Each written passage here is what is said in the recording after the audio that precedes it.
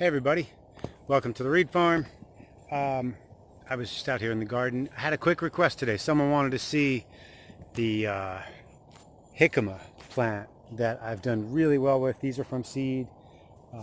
These are from seeds that we grew a couple years ago. This plant is amazing for the summertime. It has no problems with the heat.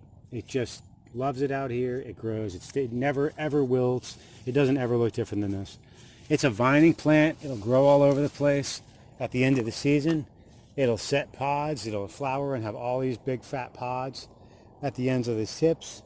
And you'll have so much seed for next year that you won't know what to do with it all. The way you harvest it, you can harvest it at several times throughout the year.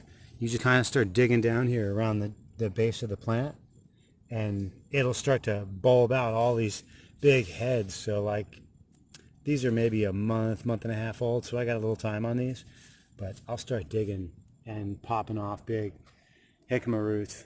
And I can do it all summer. It's awesome. I've been hearing a lot about don't bother growing anything in the summer. This is one of the plants. This is one of the no-fail. Once they germinate, you just get out of the way and let them do their thing, and you will harvest plenty. I think 2 years ago, we harvested one plant, and it had a root on it that was like 30 or 40 pounds. Like, amazing what these things can put out. So, jicama, very highly recommended summer crop. There you go.